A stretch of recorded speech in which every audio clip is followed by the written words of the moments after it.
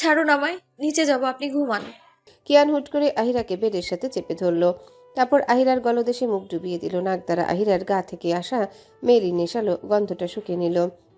আহিরা একদম স্তব্ধ হয়ে গেছে। কিয়ান ঘুমে ভরা কণ্ঠে বলে, দুনিয়ার সবার চিন্তা মশগুল তুমি, অথচ আমার দিকে তাকানোর সময় তোমার নেই। আমাকে বিরক্ত করো না। বহুদিন পর ঘুম ধরা দিয়েছে আমাকে, সেটা নষ্ট যখন করেছো, এটা ফল তো ভোগ করতেই হবে। আহিরা কিয়ানের কথা শুনে ভয়ে আমতা আমতা করে বলে, কি বলতে চাইছেন আপনি? আচ্ছা আপনি ঘুমান, আমি কিছু বলবো না। কথাটা বলতে বলতে আহিরা তার গলদেশে নরম মাংসের হালকা জ্বালানি অনুভব করে। মুহূর্তেই চোখ জোড়া কুচকে বন্ধ করে নেয়। প্রমত্ত হয়ে নিজের পুরুষালী দুহাতে আঁকড়ে ধরল ওর গাল দুটো। কিয়ান আহিরার গলদেশ থেকে মুখ উঠিয়ে প্রমত্ত হয়ে ডুবে গেল তার ব্যক্তিগত লাবণ্যময়ীর অধরের ভাঁজে। গভীর আলিঙ্গনে দলিত মথিত হতে লাগলো একজোড়া দিশেহারা ওষ্ঠাধর। মাত্রাতিরিক্ত উন্মাদনায় নিঃশ্বাস বন্ধ হওয়ার উপক্রম। সহসা দুহাতে আঁকড়ে ধরল কিয়ানের জামা। সেটাও বোধ হয় সহ্য হলো না কিয়ানের। দ্রুত হাতে খুলে ফেললো পরনের বস্ত্রটা, অতঃপর ছুঁড়ে ফেললো অদূর ফ্লোরে।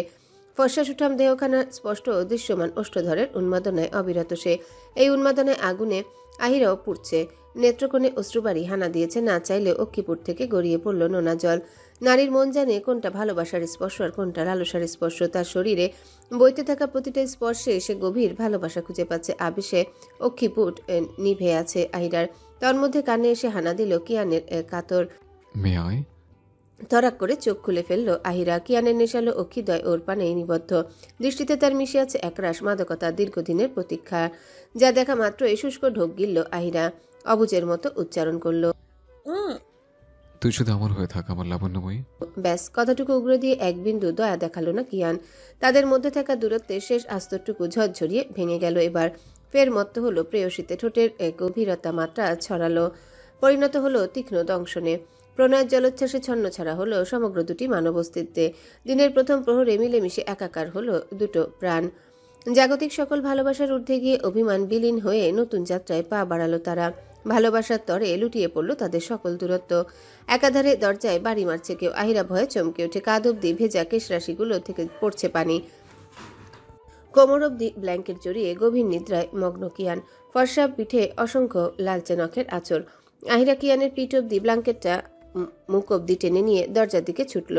বেশ বেলা হয়েছে। বেলা বললে ভুল হবে, দুপুর 12টা বাজে। আর তারা এখনো রুমের মধ্যে পড়ে আছে। আহিরা তাড়াহুড়ো করে দরজা খুলে দিতে কিয়ারা আর প্রিয়াকে দেখতে পায়। দরজা খোলা মাত্রই কিয়ারা ঠোঁট উল্টিয়ে কান্না করে দেয়। আহিরা ঝটপট মেয়েকে কোলে তুলে নেয়। প্রিয়া আহিরার দিকে তাকিয়ে বলে, এখন তুমি সামলাও ভাবি, অনেকক্ষণ ধরে তোমার কাছে আসবে বলে বায়না করছে। তোমরা ঘুমাচ্ছিলে বলেই আনিনি, কিন্তু এখন না এনে আর পারলাম না। আহিরা কিয়ারাকে শান্ত করতে করতে প্রিয়ার দিকে তাকিয়ে বলে, সরি গো, আমাকে ছাড়া এতক্ষণ থাকে না তো। প্রিয়া হাসি মুখে বলে, আরে কিসের সরি, ফুপ্পি হয়ে এতটুকু সহ্য করতেই পারি। নিচে আসো, খাবার খাওয়ার জন্য ডাকছে। আহিরা হাসি মুখে বলে। আচ্ছা আমি আসছি, যাও। প্রিয়া চলে যায়। আহিরা কিয়ারাকে নিয়ে রুমের মধ্যে চলে আসে। কিয়ারা কিছু সময় পর শান্ত হয়ে যায়। কিয়ারা ভেজা চোখ মুছতে মুছতে অস্পষ্ট স্বরে আহিরার গলদেশে আঙ্গুল দিয়ে বলে, এখানে কি হয়েছে মামা? মোটা কামড় দিতে? আহিরা না চাইলেও হাত গলায় চলে যায়। সে কিয়ারাকে বেডের উপর বসিয়ে দেয়। চুলগুলো খুলে রেখেছে মেয়েটা, তাই চিরুনি এনে সেটা আঁচড়াতে আঁচড়াতে বলে, হ্যাঁ, মশা কামড় দিয়েছে। খাবার খেয়েছো? দিয়া আন্টি কোথায়? দিয়ার কথা শুনে কিয়ারা মুখে হাত দিয়ে খিলখিল করে হাসতে হাসতে বলে ওঠে, আন্নি আর নাজু আন্নেল ঝগড়া করতে করতে কাটায় পলে গেতে। আন্নি অন্নে লেগে চুট ধরে টান দিল। কিয়ারা সকালে সব কথা এক এক করে আহিরাকে বলছে, আর আহিরা শুনছে আর হাসছে। মা মেয়ের কথার ফাঁকে কখন যে কিয়ান উঠেছে সেদিকে কারো খেয়ালই নেই। হুট করে দুজনকে একসাথে আঁকড়ে ধরে কিয়ান। আহিরার কিয়ারা দুজনাই চমকে ওঠে। পর মুহূর্তে কিয়ারা হেসে ওঠে। কিয়ান কিয়ারার গালে চুমু এঁকে দেয়, তারপর আহিরার গালেও দেয়। আহিরার লজ্জা লাগছে বেশ, তাই সরে যেতে চাইছে, তবে কিয়ান ছাড়ল না। হুট করে কিয়ারা বলে ওঠে, বাবা, তুমি মামামকে কেন খিতো দিলে? কিয়ান কিয়ারার দিকে তাকিয়ে বলে, তোমার মাম্মা আমার বউ হয় তাই।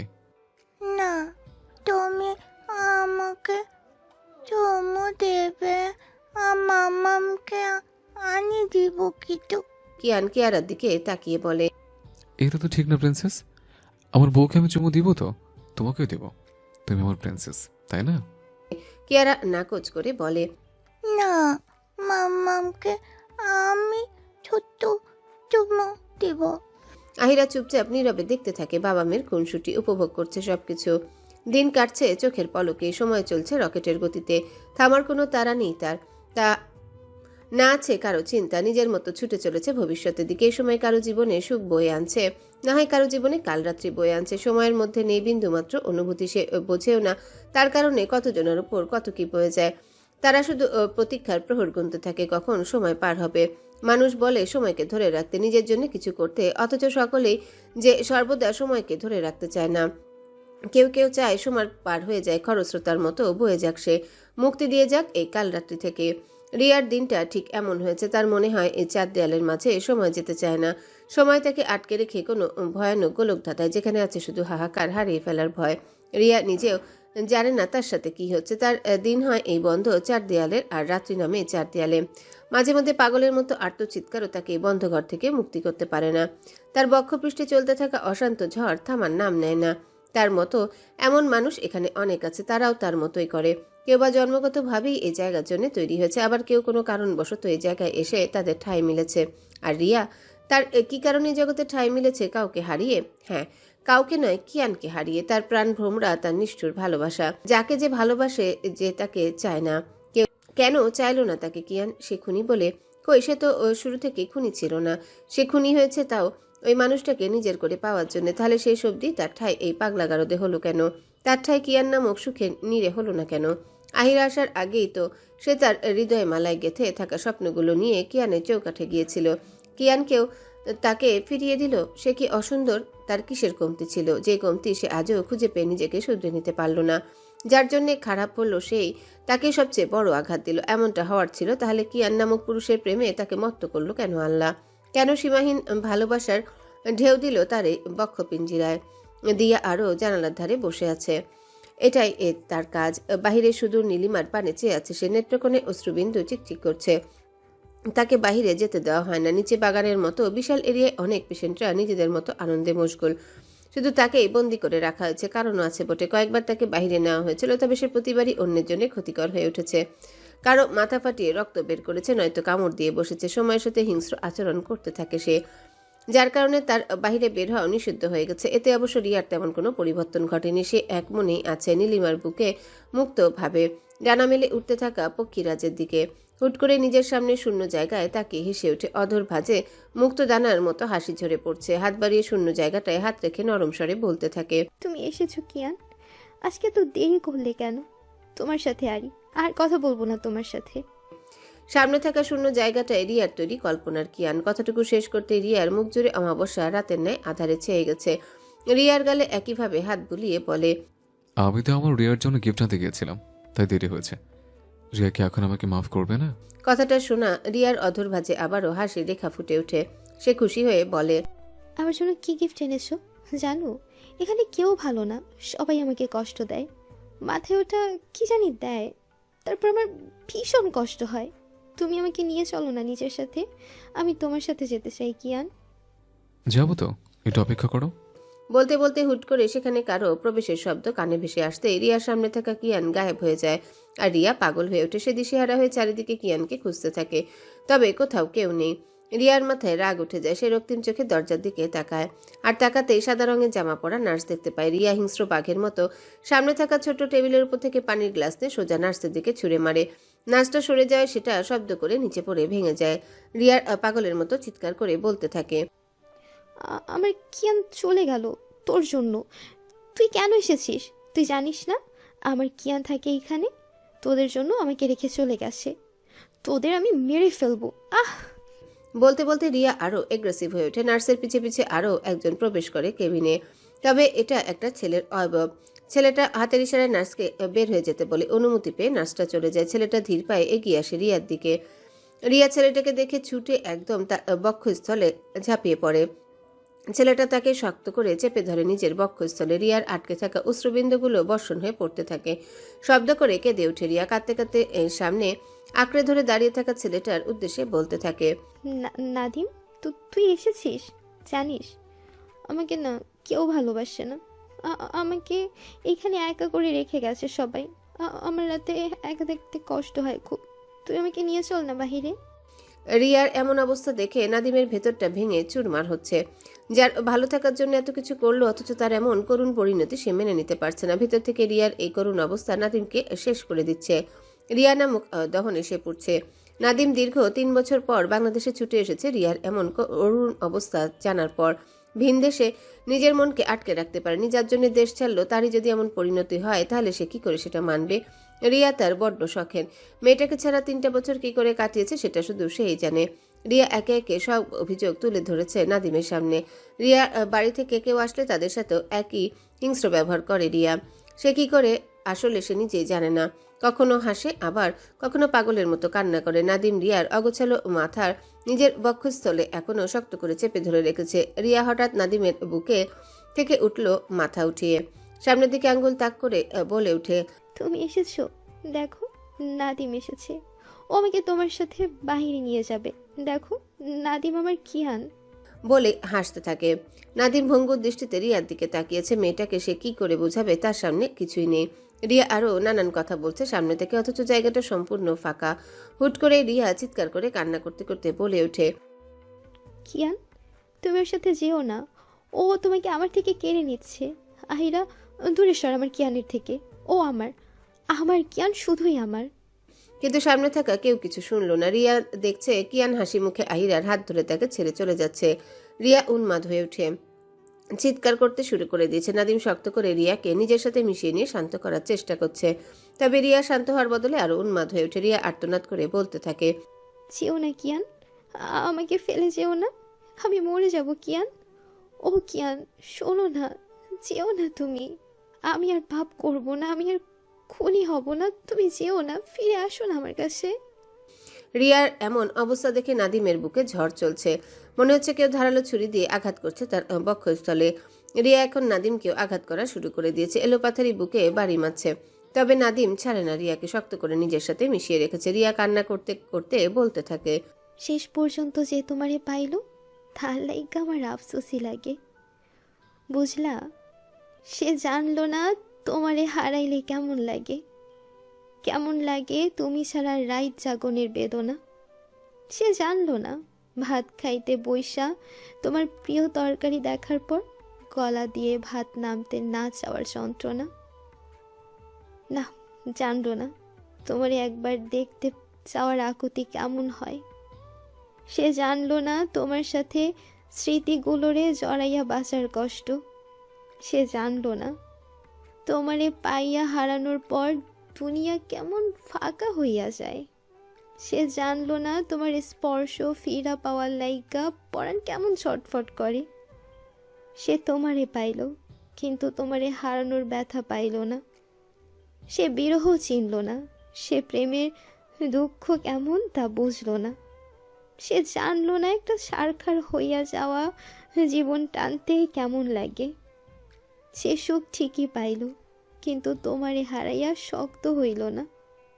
এই যে তোমারে হারাইয়া ফেলার পর কোনো কষ্টই আবার গায়ে লাগে না আর। সে তোমারে পাইয়া আমার মতন পাথর হইতে পারল না। রিয়ার এমন হৃদয় ভাঙন কবিতা শুনে চারিপাশে চোয়ালেরা হেসে উঠেছে। সত্যি কি সেই শুধু বিচ্ছেদের জঘন্য অনুভূতি পেয়েছে? সে কি একাই দহনে পড়েছে? তারই কি সুখ উড়ে গিয়ে পাথর হয়েছে? না, এটা সম্পূর্ণ ভুল।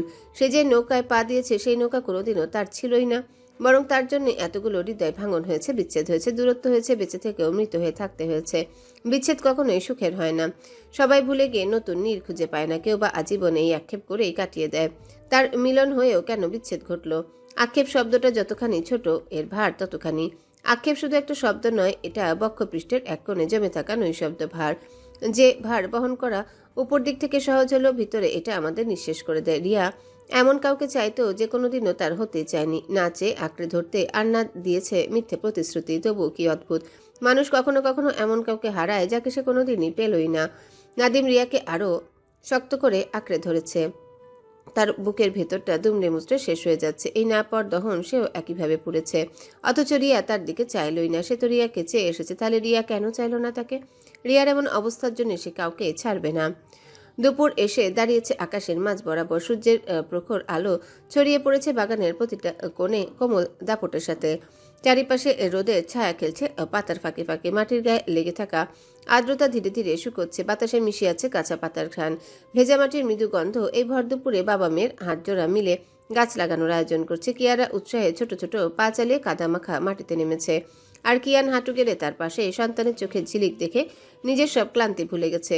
বাগানের জায়গাটা আরো বড় করা হয়েছে। কিয়ারা বায়না ধরেছে গাছ লাগাবে, তাই কিয়ান মেয়ের সাথে নেমে গেছে কাজে। মালির সাহায্যে বিভিন্ন প্রকারের গাছ আনা হয়েছে নার্সারি থেকে। শুক্রবারের দিন জুম্মার নামাজ শেষ করে এসে কাজে লেগে পড়েছে। বাড়ির আরো স্টাফ দাঁড়িয়ে আছে যদি কোনো প্রয়োজন হয়। তাই কিয়ান কোদালের সাহায্যে এক একটা খোঁচায় মাটি সরাচ্ছে। এমন কাজে প্রথম করছে সে। এর আগে জীবনে বাগানের কোনো কিছুতে সে হাত লাগাতো দূরের বিষয়ে, ফিরেও তাকায় না। ইউসুফ চৌধুরী আর রাহেলা চৌধুরী গাছ লাগাতে বেশ পছন্দ করেন, তাই এত বড় বাগান তৈরি।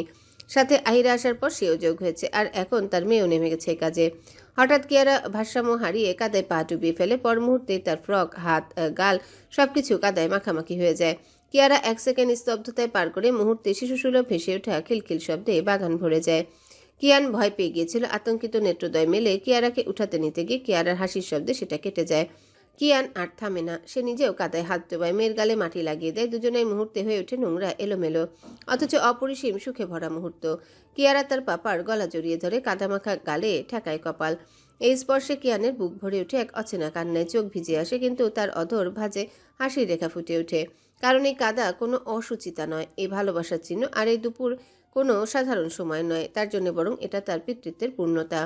কিয়ানের গায়ে জড়ানো পাঞ্জাবি আর কিয়ারা গায়ে থাকা ফ্রক নষ্ট হয়ে গেছে। আশেপাশে থাকা মানুষটাও হাসছে, কিয়ান খুবই কম হাসতে দেখা যায়। দুজনের অবস্থা কাহিল। হঠাৎই সেখানে প্রিয়া উপস্থিত হয়। সে কিয়ান আর কিয়ারের অবস্থা দেখে হা হয়ে গেছে। সে অবাক হয়ে কিয়ানকে বলে, ভাইয়া, এইসব কি করছো তোমরা? আর কিয়ারা পাখি, তুমি এইসব কি করেছো? আন্টি তোমাকে এত সুন্দর করে সাজিয়ে দিলাম, আর তুমি নষ্ট করে দিলে। কিয়ারা প্রিয়ার দিকে তাকিয়ে কাদা দেখিয়ে হাসতে হাসতে বলে, আন্নি তুমিও এত, আর তোরে পরে আবার আসতে দিও। প্রিয়া কিছু বলতে নিবে তার আগে কিয়ান প্রিয়ার গায়ে কাদা ছুঁড়ে মারে। প্রিয়া চিৎকার করে ওঠে, কারণ সে কিছুক্ষণ আগেই গোসল সেরে বের হয়েছে। সে কাদো কাদো মুখ করে কিয়ানের দিকে তাকিয়ে বলে, তুমি এটা কি করলে ভাইয়া? আমি একটু আগেই গোসল করেছি। আমি কিন্তু বড় মার কাছে বিচার দিব, সাথে ভাবির কাছেও। বলতে বলতে কিয়ারাও ছোট্ট পায়ে এগিয়ে এসে প্রিয়ার জামায় কাদা ভরিয়ে দেয়। প্রিয়ার অবস্থা দেখে পিছন থেকে রাতুল হেসে ওঠে। রাতুল প্রিয়ার ছোট ভাই, এখন বড় হয়ে গিয়েছে বেশ। সে এগিয়ে এসে হাসতে হাসতে বলে, একদম ঠিক করেছো ভাইয়া, আরও একটু লাগাও। চাচ্চু, তোমাকে আজকে চকলেট কিনে দেবো আমি। কিয়ারা খুশি হয়ে যায়। মুহূর্তে বাগানটা আরো জমজমাট হয়ে ওঠে। সকলে কাদা ছোড়াছুড়ি করছে। চারজনের গায়ে কাদা দিয়ে ভরে গেছে। হুট করে আহিরা সেখানে চলে আসে কিয়ারাকে খুঁজতে খুঁজতে। সে বাগানে এসে সবারই অবস্থা দেখে অবাক না হয়ে পারে না। বিশেষ করে কিয়ানের এমন বাচ্চা মেয়ে দেখে সে বেশি অবাক হয়েছে। কিয়ান যে এমন ধরনের কাজ করতে পারে সেটা জানা ছিল না। আহিরা হালকা রাগী স্বর টেনে এনে সকলের উদ্দেশ্যে বলে, এখানে কি করছো তোমরা সবাই? তোমাদের ভেতরে খাওয়ার জন্য ডাকা হচ্ছে, আর তোমরা এখানে এইসব ফাজলামো করছো? আহিরার উপস্থিতিতে সকলেই আহিরার দিকে তাকায়। সব কটার অবস্থা একদমই বেহাল। কাদা দিয়ে একদম অবস্থা খারাপ। এদের এইসবের জন্যই কয়েকটা গাছের অবস্থা বেহাল। আহিরা কিয়ারার দিকে চোখ গরম করে বলে, এসব কি করেছো তুমি? আর আপনি আপনি না ওদের বড়, তাহলে আপনি এসব কি করেছেন? প্রত্যেকটা জামার অবস্থা কি করেছেন এগুলো? হ্যাঁ, প্রিয়া আর আতুল, তোমরা ফ্রেশ হতে যাও, নইলে আমি ছোট মাকে বিচার দিব। উনি দেখার আগে ফ্রেশ হয়ে নাও। আর কিয়ারা এদিকে আসো। কিয়ান কাদা পানি ঝাড়তে ঝাড়তে উঠে দাঁড়ালো। আহিরা চোখ গরম করে কিয়ানের দিকে তাকিয়ে বলে, আপনাকে কি এখন আলাদা করে আমন্ত্রণ জানাতে হবে? তাড়াতাড়ি উঠুন। আহিরা সামনে থাকা মালিক কাকার দিকে তাকিয়ে বলে, কাকা, আপনি একটু কষ্ট করে এইগুলো ঠিক করুন। এদের আর বাগানে হাত লাগাতে দেবেন না। গাছগুলো কি করে ফেলেছে দেখুন। মালিক কাকা হাসতে হাসতে বলে, আরে মা, চিন্তা করিও না, আনন্দ করলে একটু ক্ষতি হলে কিছু হবে না। তোমরা ভিতরে যাও, আমি আর বাকিরা দেখছি। নিস্তব্ধ নীরবতায় আচ্ছন্ন সারা রুম। ভিতর থেকে শুধু শাওয়ারের শব্দ শোনা যাচ্ছে। আহিরা কিয়ারার মাথা মুছিয়ে দিচ্ছে গায়ে জড়ানো লাল রঙের ফ্রক। আহিরা আর কিছু করতে নিবে তার আগে কিয়ারা ছুটে রুম থেকে বাহিরে চলে যায়। আহিরা থামায় না, কারণ থামালেও থামবে না কিয়ারা। আহিরা পিছনে ফিরতে দেখতে পায় কিয়ানকে বের হতে। চোখে মুখে এখনো পানির ফোঁটা লেপ্টে রয়েছে। আহিরা পাশ কাটিয়ে কাবার্ডের দিকে যেতে নিলে হুট করে কিয়ান আহিরার হাতের কবজি আঁকড়ে ধরে। আহিরা ছাড়াবার চেষ্টা করলে কিয়ান টান দিয়ে নিজের অতি নিকটে টেনে নেয়। আহিরা চোখ গরম করে বলে ওঠে, আরে ছাড়ুন, নিচে যেতে দিন। আপনাদের জ্বালায় এখনো কেউ খাবার খায়নি। কিয়ান আহিরার নাকের সাথে নিজের নাক ঘষতে ঘষতে বলে ওঠে, সবার চিন্তা পরে কর। খাবার খেয়ে পেট ভরবে, মন না। আগে আমার মন ভরে নি, তারপর পেট ভরলেই হবে। আহিরা কিয়ানের কথার মানে বুঝলো না, তাই সে বিরক্তি নিয়ে বলে, মানে আপনার মন এখন কি দিয়ে ভরবে আমি কি জানি। আমায় ছাড়ুন। কিয়ান আহিরার অষ্টদয়ের সাথে নিজের অষ্টদয় চেপে ধরে গভীর এক চুম্বন এঁকে দেয়। আহিরা বুঝতে পারল এখন নিয়ে কিয়ানের মতলব। সে কিয়ানের বুকে ধাক্কা মেরে সরিয়ে দিয়ে বলে, আপনার স্বভাব এখনো ঠিক হয়নি, ছাড়ুন। আপনার কাজ নাই থাকতে পারে, কিন্তু আমার আছে। কিয়ান আরো গাঢ় করে আঁকড়ে ধরে আহিরার গালে তার খোঁচা খোঁচা দাড়ি দিয়ে। আহিরার গালের সাথে নিজের গাল ঘষতেই আহিরা শিওরে ওঠে। এমন করলে সুরসুরি লাগে। কিয়ান ফিসফিসিয়ে বলে, জামাই সেবা করার পর বাকি অন্য কাজ। বাড়িতে আসার পর আমার বউকে আমিই কাজে পাইনি। এমনভাবে জানলে ফার্ম হাউসে চলে যেতাম। আহিরা আবারও বিরক্তি মাখা স্বর নিয়ে বলে, তোর ভালো লাগছে না আমার, ছাড়ুন তো।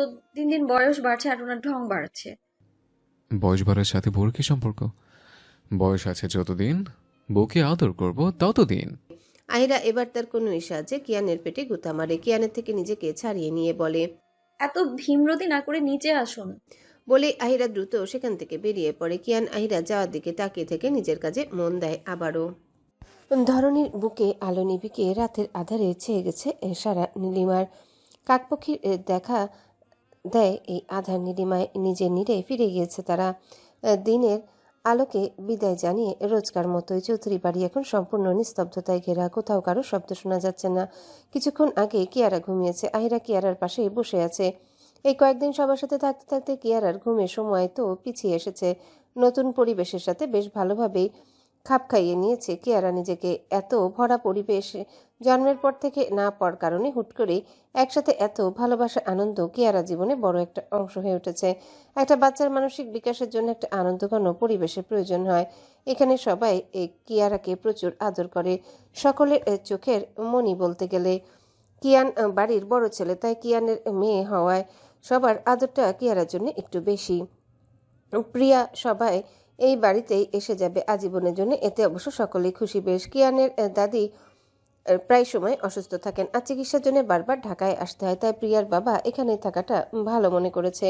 রাজশাহীতে মাঝে মাঝে তারা সব পরিবারে মিলে যেতেই পারবে। তাছাড়া একসাথে থাকলে পরিবারের সম্পর্কগুলো আরও মজবুত হয়ে ওঠে। বাড়ির সকলেই খুশি।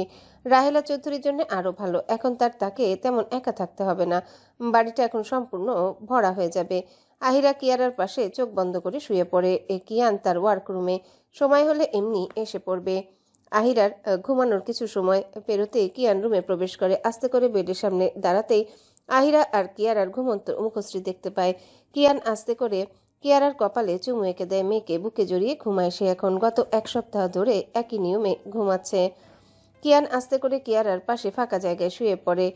হাত বাড়িয়ে কিয়ারাকে বুকের সাথে মিশিয়ে নেয়। অন্য হাত দ্বারা আহিরাকে নিজের কাছে টেনে নেয় কিয়ান। আহিরার ঘুম কেটে যায়। ঘুমটা এখনো সেইভাবে গভীর হয়নি, তাই ভাঙতে সময় লাগেনি। আহিরা অন্ধকারের মাঝে পিটপিট করে চোখ মেলে একবার কিয়ানকে দেখে নেয়। আহিরা আবারও চোখ বন্ধ করে নিয়ে কিয়ানের সাথে মিশে যায়। হুট করে কানের কাছে গরম উষ্ণ নিঃশ্বাসের ছোঁয়া পেতেই আহিরা কেঁপে ওঠে কিছুটা। কিয়ান ফিসফিস করে বলে, ভালোবাসি কেয়ারের মাম্মাকে আর আমার বউকে। নশ্বরের বুকে বিশাল বড় সূর্যলোক দাঁড়িয়ে আছে অগ্নিপুত্রের মতো। তার জ্বলতে থাকা আগুনের মতো তাপ ছড়িয়ে দিচ্ছে চতুর্দিকে। পাখিরা তারপরেও ডানা মেলে নীল নীলিমার বুকে উড়ে বেড়াচ্ছে। তাদের এইসব নিয়ে নেই কোনো মাথা ব্যথা। চৌধুরী বাড়িতে আজকে এতিমদের খাওয়ানোর আয়োজন করা হয়েছে। প্রতি বছর এই আয়োজন করা হয় বিশালভাবে। এতিমসহ আরও দরিদ্র মানুষদের জামা কাপড় দেওয়া হয়। দেখতে দেখতে 2 সপ্তাহ কেটে গেছে। চৌধুরী বাড়ির বাগানের রান্নার ব্যবস্থা করা হয়ে আহিরা সহ বাড়ির বাকি মহিলারা এমনি টুকটাক কাজ করছে। ওরাও এসেছে। বাড়ি ভর্তি মানুষ এখন। আহিরা আজকে লাল রঙের জামদানি পরেছে। কোমরে শাড়ির আঁচল গুজে রান্নাঘরে স্টাফদের সাথে টুকটাক কাজে হাত বাটাচ্ছে।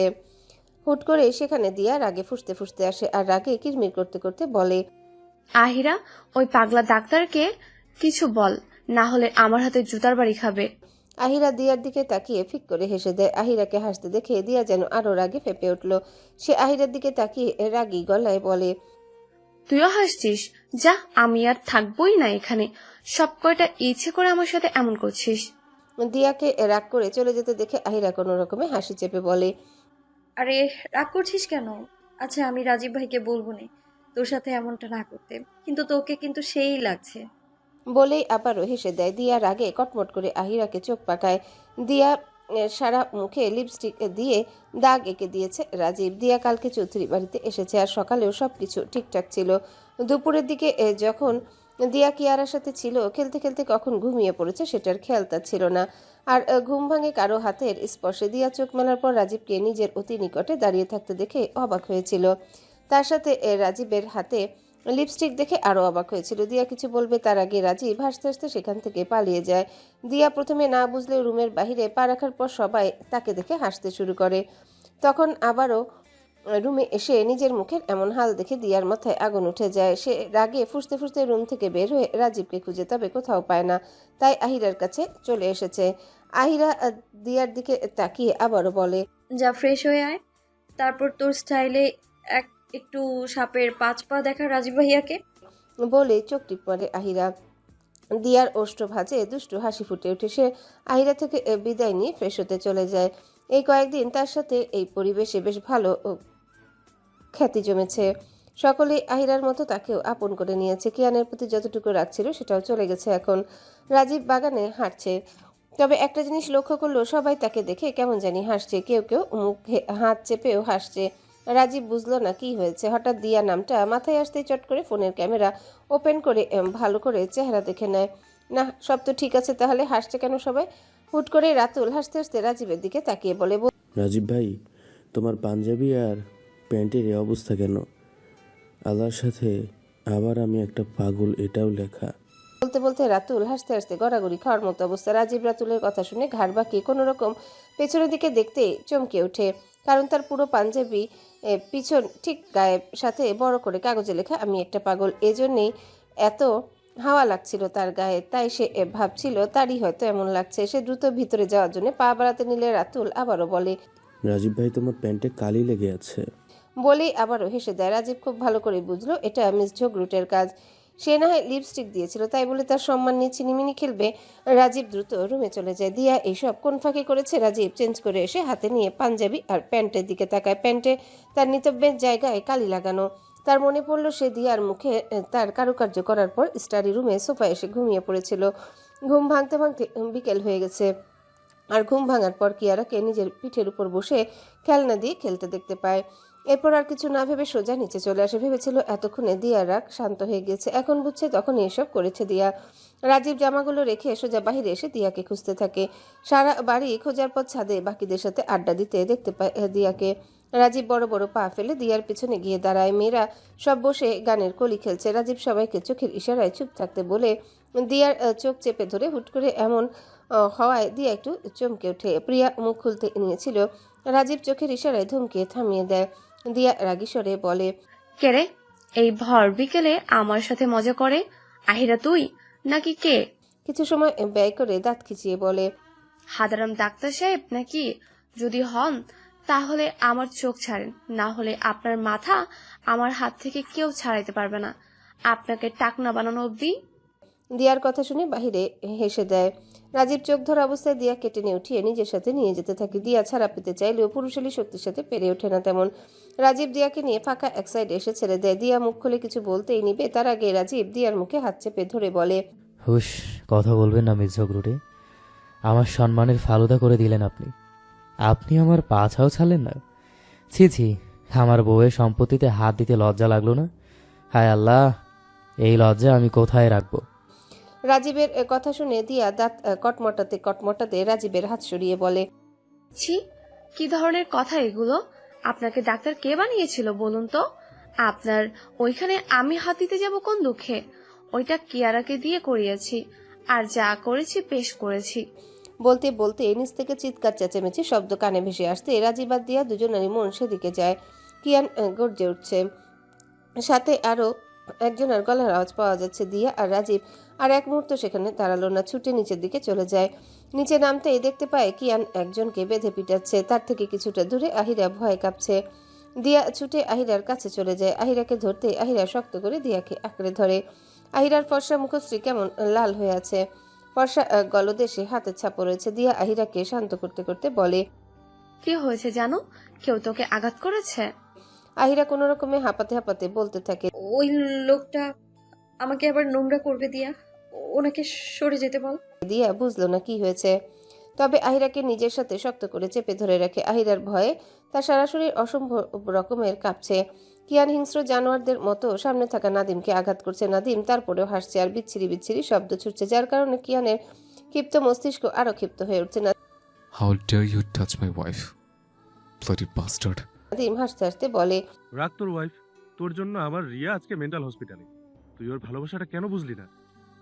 এই মেয়ের জন্য তো একেই মেরে ফেলি। ওইবার মরেনি তো কি হয়েছে, এবার ঠিকই মরবে। তুই জানিস রিয়া তোকে কতটা ভালোবাসে। তারপর তুই এই পতিতাকে আপন করলি কিভাবে? আমার সাথে তো শুয়েছে, বিশ্বাস কর। একটু মজা নেই এর মাঝে, তুই মজা পাস কিভাবে রে? নাদিমের কথাগুলো যেন কিয়ানের শরীরে আগুন জ্বালিয়ে দিল। সামনে থাকা বিশাল কাচের টেবিল নিচে ফেলে দিতেই সেটা ভেঙে টুকরো টুকরো হয়ে ছড়িয়ে পড়ল সারা ফ্লোরে। সেখান থেকে একটা কাজ তুলে সোজা নাদিমের বা পায়ে ঢুকিয়ে দেয় হিংস্র পশুর মতো গর্জে দিয়ে বলে ওঠে, bloody bastard, how dare you. ওকে এসে বলার সাহস কি করে হয়? ভালোবাসা মানে আদৌ জানিস? তুই কি কলঙ্কিত করতে চেয়েছিলে না? তোর মৃত্যু আমি এর থেকে জঘন্যভাবে দেব। তোদের জন্য আমার বউকে সবার সামনে অপমানিত হতে হয়েছে। তোদের জন্য আমার জীবনে 4টা বছর জাহান্নামে পরিণত হয়েছিল। তোর মুক্তি আমি এমনি এমনি দিয়ে দেবো, ভাবলি কি করে? বলে আরো একটা কাচের টুকরা অন্য পায়ে ঢুকিয়ে দেয়। নাদিম ব্যথায় আর্তনাদ করে উঠে সকলে জড়ো হয়েছে। পরিস্থিতি আরো খারাপের দিকে এগোচ্ছে দেখে কিয়ানের চাচা রাজীব মিলে কিয়ানের কাছ থেকে নাদিমকে ছাড়িয়ে নেয়। আহিরা দিয়ার বুকে নিঃশব্দে অশ্রু বিসর্জন দিচ্ছে। এতগুলো মানুষের সামনে আবারও তাকে এমন অপমানিত হতে হলো, এর থেকে আর জঘন্য কি হতে পারে? আহিরা কাজ করছিল, হুট করে রান্নাঘরে কোথা থেকে এক হাতে সে তার গলা চেপে ধরে। আশেপাশে কোনো স্টাফও ছিল না, তাই আহিরা কিছু করতে পারছিল না। নাদিমকে দেখে আহিরার আত্মা কেঁপে ওঠে। সেই ঘটনার পর নাদিমকে আজরাইলের থেকে কম মনে হয় না। কোনো রকম চিৎকার করে সেখান থেকে বেরিয়ে আসে।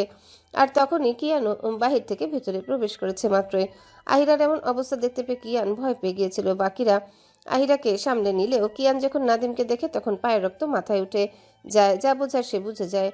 নাদিম যে বাংলাদেশে এসেছে সেটার খবর কিয়ান পেয়ে গিয়েছিল, সময় মতো সবকিছুর ব্যবস্থা করতো, কিন্তু তার আগে যে নাদিম এমন কিছু করবে সেটা তার ভাবনায় ছিল না। রাজীব পুলিশকে ফোন করে আসতে বলেছে।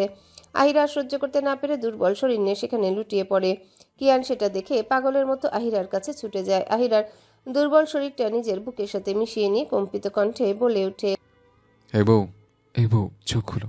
সরিটা খুব, আমার ভুলের জন্য তোকে আবার এসব সহ্য করতে হলো। এটা কারো আগে মাটিতে পুঁতে দেওয়া উচিত ছিল আমার। কিয়ান আহিরার দুর্বল শরীরটা পাজা করে তুলে উপরে রুমে নিয়ে যায়। বাকিটা সে পরে দেখবে, আগে তার বউ, তারপর বাকি সবকিছু। আহিরার হাত ধরে বসে আছে কিয়ান। আহিরার দুর্বল শরীর নিয়ে নিভু নিভু চোখ মেলে তাকায়। কিয়ান আহিরার হাতের উল্টো পাশে চুমু দিয়ে বলে, তুই ঠিক আছিস তো বউ? আমাকে মাফ কর না শোনা, আমি থাকতে হয়েছে আরো তোকে ছুঁয়েছে। আহিরা আস্তে করে উঠে বসে কিয়ানের দিকে তাকিয়ে কাঁপা কাঁপা গলায় বলে, আপনি কি আবারও আমায় ভুল বুঝবেন? কিয়ান মাথা নাড়িয়ে না জানায় আহিরার দিকে তাকিয়ে বলে, না শোনা, আর না। তোকে হারিয়ে আবার মারার ইচ্ছে জীবনে আর হবে না। আহিরা হালকা হেসে কাঁপা কাঁপা গলায় বলে, একবার ফিরেছি বলে বারবার ফিরবো না। মানুষ একবারই ভাঙে, দ্বিতীয়বার ভাঙলে আর জোড়া লাগে না। তাই আমাকে আর ভাঙতে দিয়েন না কিয়ারা পাপা, আমি আপনার বিরহে ভাঙতে চাই না। কিয়ান শক্ত করে আহিরার মাথাটা নিজের বক্ষপৃষ্ঠে আঁকড়ে ধরে, যেন ছেড়ে দিলে আবারও হারিয়ে যাবে আহিরা। আহিরার মাথায় হাত বুলাতে বুলাতে কাতর কণ্ঠে বলে, তোকে ভেঙে নিজেকে গড়ার মতো শক্তিশালী আমি নই বউ। তুমি আমার অনেক শখের বউ। তুমি বিহীন আমি শূন্য এই পৃথিবীতে। মানুষ একবার অজান্তেই নিজের মৃত্যুকে ডেকে আনে, বারবার নয়। তুমি শুধু আমার হয়ে থাকো কিয়ানার মাম্মা। নবদিনের সূচনা হওয়ার পর থেকেই নীলিমার বুকে পক্ষীরাজরা উড়ে চলেছে। সূর্য তার আলোক রশ্মি চারিদিকে ছড়িয়ে দিচ্ছে দ্বিগুণভাবে।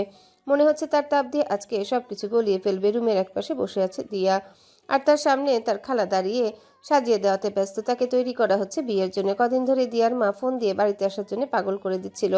দিয়া কাজ ফেলে আসতেও পারছিল না, আর কি কারণে বাড়িতে থাকছে সেটাও তার জানা ছিল না। কালকে সকাল হতে দিয়া খবর পায় দিয়ার বাবা হার্ট অ্যাটাক করেছে। দিয়া আর থাকে না, সিলেটের উদ্দেশ্যে রওনা দিয়ে দেয়। তবে এখানে এসে জানতে পারে আজকে তার বিয়ে, তাও কার সাথে কিছুই জানে না। এক প্রকার বাধ্য করে তাকে বিয়ে করানো হচ্ছে। দিয়া পরিবার সহ খালা সহ সবাই ইমোশনাল ব্ল্যাকমেল করিয়েছে। দিয়া এক প্রকার জেদ নিয়ে বসে আছে, সে কিছুতেই নিচে যাবে না। এমন করে কি সে যাকে কোনোদিনও দেখেনি, পরিচয় বলতে কিছুই জানে না, তার সাথে কি করে বিয়ের মতো সম্পর্কে জড়িয়ে যাবে? সবাই বলেছে ছেলে নাকি খুব ভালো, সকলের পছন্দ হয়েছে। আর ছেলের কথায় তাদের বিয়েটা এত তাড়াতাড়ি হচ্ছে। এমনিও দিয়ার মা তাকে বারবার বিয়ে করার কথা বলছিল, কিন্তু দিয়া বিষয়টা এড়িয়ে চলার চেষ্টা করেছে। তাই বলে তার বাবা মা এবারে তার বিয়ে ঠিক করে বসে থাকবে? বসার ঘর থেকে মানুষজনের কথার শব্দ দিয়ার কর্ণকুহরে আসছে। সে উপেক্ষা করতে চাইছে সবকিছু, তবে বাহিরে আসা শব্দ বন্ধ হওয়ার নাম নেই।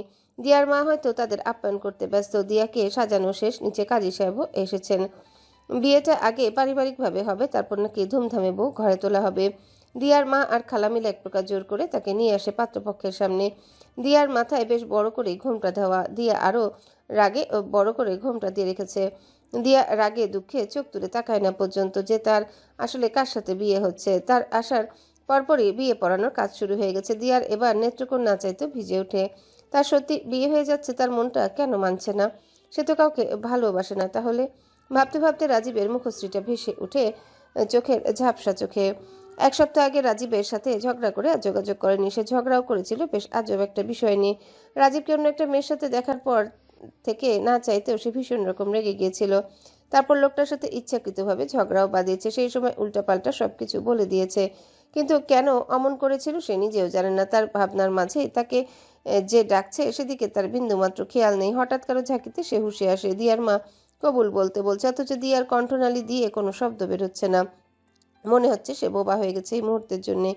দিয়ার মা সহ পাশে থাকা খালাও কবুল বলছে, অথচ দিয়ার মনে হচ্ছে এই মুহূর্তে কথা বললে তার কণ্ঠনালী ছিঁড়ে যাবে। অনেকক্ষণ অপেক্ষা করার পর দিয়া কান্না আটকে কবুল বলে দেয়। কবুল বলার পর দিয়ার বুকটা অসম্ভব রকমের ভারী হয়ে উঠেছে। মনে হচ্ছে কোনো কিছু হারিয়ে ফেলেছে, অথচ তার হারাবার মতো তেমন কিছুই নেই। হুট করে পরিচিত পুরুষালী কণ্ঠস্বর দিয়ার কর্ণকুহরে যেতে দিয়ার কান্না অফ হয়ে যায়। মনে হলো লোকটা তার পরিচিত, কিন্তু এখন এতগুলো মানুষের সামনে পাশে বসে থাকা মানুষটাকে দেখতেও পারছে না। বেশ কিছু সময় পর বিয়ের পর্ব শেষ হয়ে আসে। হুট করে একটা বাচ্চা দিয়ার কোলে আছড়ে পড়ে। দিয়া প্রথমে অবাক হয়ে যায়, কারণ বাচ্চাটার কেউ নয় বরং কিয়ারা। দিয়া কিয়ারাকে আঁকড়ে নেয়। তার অবুঝ মস্তিষ্ক এখনো বুঝে উঠতে পারলো না কিয়ারা এখানে এলো কি করে। দিয়া এবার ঘোমটা সরিয়ে ফেলে। এইভাবে থাকতে তার দম বন্ধ লাগছিল। আর ঘোমটা খোলার পর কিয়ারা সহ আহিরাকে হাসি মুখে তাকিয়ে থাকতে দেখতে পায়। দিয়া না চাইতেও আবারও হালকা স্বরে কেঁদে ওঠে। দিয়াকে কাঁদতে দেখে আহিরা দিয়ার পাশে বসে পড়ে আর দিয়ার গালে হাত রেখে বলে, কি হয়েছে, কাঁদছিস কেন? দিয়া নাক টানতে টানতে বলে, তুই এখানে আসলি কখন? আমাকে জানালি না কেন? আর এত সেজে আছিস কেন? আহিরা অদূর ভাঁজে হাসির রেখা ফুটে বলে। ওমা, আমার একমাত্র বান্ধবীর বিয়ে আর আমি আসবো না? দিয়া আবারও বলে, আসবি তো জানি, কিন্তু আমি তোকে জানাইনি আমার বিয়ে হবে। আমি তো নিজেই জানতাম না আমার বিয়ের খবর। তাহলে তুই কি করে? আহিরা বরপক্ষের লোকেদের সাথে এসেছে। পাশ থেকে দিয়ার মা বলে ওঠে। আর কিয়ারা দিয়ার কোলের উপর আরাম করে বসে চিপস খাচ্ছে। দিয়া তার মায়ের কথার মানে কিছুই বুঝলো না। আহিরা বরপক্ষের লোক, কিন্তু কেন? তার জানা মতে আহিরার তো তেমন কোনো আত্মীয় নেই। দিয়া কৌতূহলী আহিরার দিকে তাকিয়ে জিজ্ঞাসা করে, তুই বরপক্ষের লোক মানে? আমি কিছুই বুঝতে পারছি না। আহিরা এবার শব্দ করে হেসে বলে, তুই এখন আমার বান্ধবী থেকে ভাবি হয়ে গেছিস। দুটো সম্পর্ক এখন তোর সাথে আমার, বুঝলি? দিয়ার মাথা এবার সত্যি আউলিয়ে গেল। কিছুই বুঝছে না সে, তাই আবারও জিজ্ঞাসা করে, মানে আমি কিছু বুঝতে পারছি না। আমি তোর ভাবি হই কেমনে? আহিরা দরজার দিকে আঙ্গুল তাক করে বলে। ওইভাবে? দিয়া দরজার দিকে তাকাতেই সাদা পাঞ্জাবি পরা একটা লোককে উল্টো দিকে দাঁড়িয়ে ফোনে কথা বলতে দেখতে পায়। আর লোকটাকে দেখা মাত্রই দিয়া চিনে ফেলে, এটা তো রাজীব। দিয়া বিস্মিত নয়নে আহিরার দিকে তাক করে। এখনো তার অবুঝ মস্তিষ্ক কিছুই বুঝতে পারছে না। আহিরা দিয়ার ব্যাপারটা বুঝলো। হ্যাঁ, ওইটা তোর আর মানে রাজীব ভাই এখন তোর স্বামী, আর আমি তোর বান্ধবীর সাথে ননদ লাগি। রাজীবের কথা শেষ হতে সে ফোন পকেটে ঢুকাতে ঢুকাতে ভেতরে প্রবেশ করে। দিয়া এখনো ভ্রমের মধ্যে রয়েছে। কি হচ্ছে তার মাথায় কিছুই ঢুকছে না। তার সাথে রাজীবের বিয়ে হয়েছে, কিন্তু কি করে? রাজীব তার বাড়ির ঠিকানা কই থেকে পেল? আর বিয়েই বা কবে ঠিক করলো? এদিকে কিয়ারা দিয়ার দিকে তাকিয়ে বলে, আনি তোমার বিলে হয়েছে? রাজিল আনি তোমার তোমার বল। দিয়ার এখন কেমন জানি মাথা ঘুরাচ্ছে। মনে হচ্ছে সে মাথা ঘুরিয়ে পড়ে যাবে। কিছু সময় আগেও এই লোকটার কথা ভেবে তার বুক কাঁপছিল, আর এখন জানতে পারছে এই লোকটার সাথেই তার বিয়ে হয়েছে। আহিরা কিয়ারাকে নিয়ে অন্যদিকে চলে গেল। এদের একটু সময় দেওয়া উচিত। আহিরা যেতেই রাজীব দিয়ার পাশে বসে পড়ে। দিয়া এখনো ঘরের মধ্যে রয়েছে। এখন কেউ নেই এখানে, সবাই অন্যদিকে। হুট করে দিয়ার কানে আসে, অভিনন্দন মিসেস ঝগড়ুটে, আমার হববধূ হয়ে আসার জন্য। দিয়া চট করে পাশ ফিরে তাকায়। শরীরে কেমন জানি কম্পন বয়ে যাচ্ছে, মনে হচ্ছে এখনই ঘুম ভেঙে যাবে আর দিয়া স্বপ্ন থেকে বের হয়ে আসবে। তবে সেটা হলো না। দিয়ার অবস্থা বুঝতে পেরে রাজীব ঠোঁট কামড়িয়ে হাসে, তারপর আবারও বলে, এত অবাক হইন না মিসেস ঝগড়ুটে, এই হাদারাম ডাক্তারের সাথে বাকিটা জীবন কাটাতে হবে। বলেই চোখ টিপে দেয় রাজীব। দিয়া কিছু বলে না। আজকে তার অবাক হওয়ার দিন। এখানে আসার পর থেকে অবাকের উপর অবাক হচ্ছে সে, থামার নাম নেই। দিয়ার সাথে ঝগড়া হওয়ার পর রাজীব সোজা আহিরার কাছে চলে যায়। না চাইতেও আহিরাকে সবকিছু বলে দেয় তার মনের কথা। আহিরা শোনার পর থেকে বড্ড খুশি হবেই বা না কেন, রাজীব যে একজন ভালো মানুষ সেটা আহিরারও জানা। আর দিয়া রাজীবকে বেশ বানায়। আহিরা লক্ষ্য করেছে দিয়ার ব্যাপারটা, মুখে না বললেও আহিরা আন্দাজ করে নিয়েছিল দিয়ার মনে রাজীবের জন্য কিছু আছে। আর দিয়ার মাঝে দিয়াকে বিয়ে দিতে চাইছেন সেটাও জানা, তাই বিয়ের বুদ্ধি আহিরাই দেয়। রাজীব দিয়ার বাড়ির ঠিকানা নিয়ে সোজা সিলেটে চলে আসে। প্রথমে দিয়ার পরিবার রাজি না হলেও আহিরার কথা রাজীবের সব দিক জানার পর রাজি হয়ে যান। তবে আহিরার রাজীব মিলে দিয়ার কাছ থেকে সম্পূর্ণ বিষয়টা লুকিয়ে যায়। সবকিছু ব্যবস্থা করার পর দিয়াকে এখানে ডাকা হয়। দিয়া যে রাজি হয়ে যাবে সেটাও জানা, কারণ দিয়া চাইলেও তার বাবা মার বিরুদ্ধে যেতে পারতো না। যদি কাউকে ভালোবাসতো তাহলে অন্য কথা। গধূলি লগ্ন পেরিয়ে রাত্রি নেমে নীলিমার বুকে এক ফালি চন্দ্রের দেখা মিলেছে আসমানে। তার চারিপাশে জলজল করছে নক্ষত্র তারা। আহিরা সবে মাত্রই রুম থেকে বের হতে নিচ্ছিল। কিয়ারা ঘুমিয়েছে, বাহিরে সবাই আড্ডা দিচ্ছে। অনেকদিন পর সিলেটে এসেছে, তাই বাহিরে সবার সাথে গল্প করার জন্য যাচ্ছে। তবে তার আগে কিয়ান রুমে ঢুকে পড়ে। আহিরা বুঝলো না কিয়ানের মতলব, তাই কিয়ানের দিকে তাকিয়ে বলে, রাস্তা ছাড়ুন, আপনি ঘুমিয়ে পড়ুন, আমার আসতে দেরি আছে। কিয়ান আহিরার দিকে এগুতে এগুতে বলে, চলো আরেকবার বিয়ে করি। কিয়ানের কথা শুনে আহিরা বিস্মিত হয়। এক বাচ্চার বাপ হয়ে এখন আবার কিসের বিয়ে? আহিরা বিরক্তি প্রকাশ করে বলে, হয়েছে, আর করতে হবে না, সরুন তো, যান ঘুমিয়ে পড়ুন।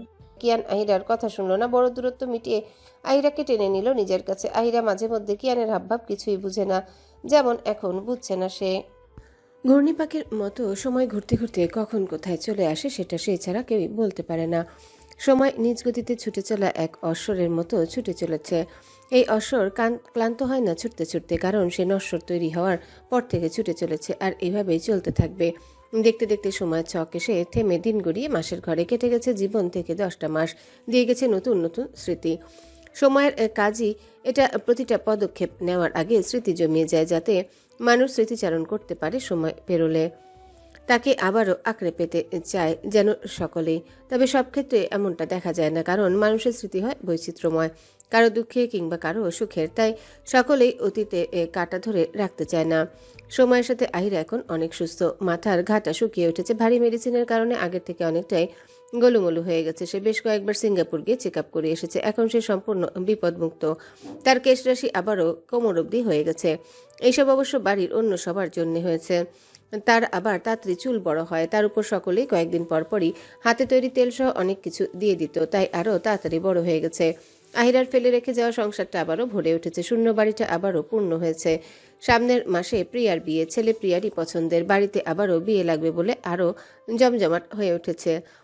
সকলের মাঝে নতুন আনন্দের ঝড় উঠেছে। তার চেয়ে বড় কথা, একসাথে দুটো সুখবর এসেছে চৌধুরী বাড়িতে, তাই এই বাড়িটাতে সুখের ঢেউ দ্বিগুণ হয়েছে। আহিরা দ্বিতীয়বারের মতো মাতৃত্বের স্বাদ গ্রহণ করবে, আর কিয়ান দ্বিতীয়বার বাবা হবে। কিয়ারা সময়টাতে না থাকতে পারলেও সে দ্বিতীয়বার সেটা হতে দিবে না। সারা বাড়িতে নরম কার্পেট লাগানো হয়েছে। আহিরার জন্য নিচে সবচেয়ে বড় রুমটায় শিফট হয়েছে, যাতে ওঠানামার সমস্যা না হয়। আহিরা এসবে বেশ বিরক্ত। আগেও সে একটা বাচ্চার জন্ম দিয়েছে। হ্যাঁ, তার শারীরিক আর মানসিক অবস্থাটার জন্যে সমস্যা হয়েছে, তবে এখনকার বিষয়টা ভিন্ন। সে এখন শারীরিকভাবেও সুস্থ আর মানসিকভাবেও। তবে কিয়ানকে এই কথা বোঝায় কে? কিয়ারার নতুন বেবির জন্য আলাদা রুম বানানো হয়েছে, যেখানে সব বাচ্চাদের জিনিস দিয়ে ভরা। আহিরা কিছু বলতে চেয়েও বলতে পারেনি, কারণ বলেও লাভ হবে না। 4 মাসে পা দিয়েছে সে, যার কারণে কিয়ান আরও ভয় ভয় থাকে। এই সময়টাতে মুড যে কোনো সময় পাল্টে যায়। অধিকাংশ সময় কিয়ানের সময় কাটে আহিরার আবদার পূরণ করতে। এতে সে বিন্দুমাত্র বিরক্ত হয় না, বরং তার আলাদা এক ভালো লাগা কাজ করে। রোজ সময় করে আহিরার পেটের কাছে মাথাটা রেখে কথা বলে বাপ মেয়ে। সকলেই প্রিয়ার বিয়ে শপিং নিয়ে ব্যস্ত। আহিরার মন খারাপ হয়ে আছে এটা নিয়ে। কিয়ান তাকে বাহিরে বের হতে দেয় না, চেক আপ করানোর জন্য সবকিছুই বাড়িতেই নিয়ে আসে। আহিরা অতিষ্ঠ হয়ে উঠেছে। এবার একটু পর পর এক গাদা করে খাবার এনে তার সামনে রাখা হয়। বলতে গেলে তার দিন কাটে খাওয়ার উপরে আর আরামের উপরে। সূর্য এখন মধ্য গগনে, বাহিরে হালকা বাতাস রয়েছে। আহিরা সবে গোসল করে বের হয়েছে। গোসল করে বের হতেই দেখতে পায় কিয়ান দক্ষ হাতে কিয়ারার চুল বেঁধে দিচ্ছে। কিয়ারার খেয়াল রাখার কাজটাও কিয়ান নিজ হাতেই করে। অফিসের কাজ বলতে শুধু মাঝে মাঝে মিটিং থাকলে যায়। এছাড়া আরিয়ান সব কিছু সামলায় আর কিয়ান এখানে বসে। কিয়ান না নিজে বাহিরে বের হয় আর না আহিরাকে কোনো প্রকার জার্নি করতে দেয়। বিকেল বেলা বাগানে হাঁটাহাঁটির জন্য নিজে নিয়ে যায় আর সময় মতো আবারও রুমে নিয়ে আসে। কিয়ারা এক মনে খেলা করছে তার পুতুলের সাথে আর কিয়ান দাঁড়িয়ে চুল বাঁধছে। আহিরার হাসি পেল প্রচুর, কারণ এই লোকই বলেছিল তার নাকি বাচ্চা দরকার নেই, অথচ এখন সবকিছু করে। আহিরাকে একা একা হাসতে দেখে কিয়ান বলে ওঠে, এদিকে এসো বস, দাঁড়িয়েছো কেন? পা ব্যথা করবে তো? আহিরা কিয়ানের দিকে তাকিয়ে বলে, এতটুকু দাঁড়িয়ে থাকলে তেমন কোনো ক্ষতি হবে না। আপনি না এখনো খাবার খাননি, তাহলে না খেয়ে বসে আছেন কেন? আপনার না মিটিং আছে 3টার দিকে? কিয়ান আহিরার দিকে তাকিয়ে বলে, ক্যান্সেল করে দিয়েছে। বেডে বসে মেয়েটকে খাবার আনতে বলছে। আহিরা কিয়ানের কথা শুনে অবাক হয়ে যায়, কারণ কালকে রাতেও এই প্রজেক্টের জন্য রাগারাগি করছিল কিয়ান। যে করেই হোক এই প্রজেক্ট কিয়ানের চায়, অথচ এখন এমনটা করার মানে কি? আপনি না এই প্রজেক্টের জন্য কালকে কত রাগারাগি করলেন, তাহলে এখন আবার কি হয়েছে? কিয়ান আহিরাকে এত ভাবতে দেখে আহিরার দিকে পূর্ণ দৃষ্টি নিক্ষেপ করে বলে, কারণ আমার প্রিন্সেস বাইরে যাবে আমার সাথে, তাই ক্যান্সেল করেছে। কিয়ানের এমন কথা শুনে আহিরা অবাক না হয়ে পারে না। কিয়ারা আবার বাইরে যাবে কেন? আর গেলেও ও পরে নিয়ে যেতে পারবেই। এই সামান্য বিষয়ের জন্য এত গুরুত্বপূর্ণ মিটিং ক্যান্সেল করার মানে কি? আহিরা বিরক্ত হয়ে বলে, আপনি কি পাগল? না মানে আপনার মেয়ে নতুন কি বায়না ধরেছে? আপনার জন্যও খারাপ হয়ে যাচ্ছে। আমার একটা কথাও শোনে না, সব কিছুতেই একদম মাথায় তুলে রেখেছেন ওকে। কিয়ান আহিরার দিকে তাকিয়ে বলে, স্টপ ইট বউ, আমার মেয়ে বায়না করবে না তো কে করবে? আর তুমি না খেয়ে কেন শাওয়ার নিয়েছো? বলেছি না আগে খাবে, খালি পেটে না থাকতে। আহিরা রাগ লাগলো। সে হাতে থাকা টাওয়েল কিয়ানের দিকে ছুঁড়ে মেরে বলে, আপনি আমাকে আর ভালোবাসেন না, সবসময় খালি এমন অত্যাচার করেন। থাকবো না আমি। আর আপনার মেয়েকেও বলে দিবেন আর শয়তানি না করতে। কালকে গাছের টবে ফুল নিতে গিয়ে সব ফেলে দিয়েছে, ভেঙে ফেলেছে সবটা। তাও একটা হলে মানা যায়, 20টা ভেঙেছে। কিয়ারা আহিরার কথা শুনে কিয়ানের দিকে তাকিয়ে কাঁদো কাঁদো স্বরে বলে, পাপা মামা বকে মামা বকে। কিয়ান কিয়ারার দিকে তাকিয়ে বলে, আর বকবে না আমার প্রিন্সেসকে। কিয়ারা কিয়ানের দিকে হাত বাড়িয়ে দেয় কোলে ওঠার জন্য। কিয়ান মেয়েকে কোলে তুলে নেয়। কিয়ারা কিয়ানের গলা আঁকড়ে ধরে, তারপর পটপট করে কিয়ানের গালে চুমু এঁকে দিয়ে আধো অস্পষ্ট স্বরে বলে, কিয়ালার পাপা বেদ পাপা, কিয়ালা তার পাপাকে অনেক ভালোবাসে। কিয়ারার কথা শুনে কিয়ানের অধর ভাঁজে হাসির রেখা ফুটে ওঠে। কিয়ান মেয়েকে কোলে নিয়ে আহিরার দিকে এগিয়ে যায়। আহিরা মুখ ঘুরিয়ে অন্যদিকে ফেরে। কিয়ান এক হাতে আহিরাকে আস্তে করে নিজের কাছে টেনে নেয়, তারপর আস্তে করে নরম কণ্ঠে বলে, এত রাগ করছে কেন? তুমি ছাড়া আমার ভালোবাসা অন্য কোনো নীড় নেই বউ। তুমি যদি কথা না শোনো তাহলে কি করে হবে? আর আমার মেয়ে চাইলে 1000টা টব ভাঙবে, সমস্যা কোথায়? আমি আরো 1000টা এনে দেব। জানি ওইগুলো তোমার প্রিয়, আমি আবারও এনে দেবো আগের থেকে দ্বিগুণ। কয়টা চাও? আচ্ছা, আমি গার্ডকে বলে পুরো ছাদ ভরিয়ে দিতে বলবো। এবার রাগ কমাও আর খাবার খাবে, চলো। বাড়িতে ধুম পড়েছে বিয়ে। সারা চৌধুরী বাড়ি নতুন বধূর রূপে সেজে উঠেছে। বাড়ির একমাত্র মেয়ের বিয়ে, যার কারণে আয়োজনে অনেক বিশালভাবে করা হয়েছে। আজকে মেহেন্দি, প্রত্যেকটা অনুষ্ঠানই আলাদা আলাদা করে করা হয়েছে। বাড়ি ভর্তি আত্মীয় স্বজন। গোধূলি লগ্ন বিদায় জানিয়ে রজনীতে নেমে এসেছে। অন্ধকারে আচ্ছন্ন এই রজনীতে জ্যোৎস্নায় আলোকিত করছে সবকিছু। নীলিমার বুকে শত শত নক্ষত্রগুলো জলজল করছে। বাগান জুড়ে সব মেয়েরা আসর পেতে বসে আছে। প্রিয়ার পাশে আহিরা দিয়া বসে আছে। এখানে সবাই হাতে মেহেন্দি পরায় ব্যস্ত।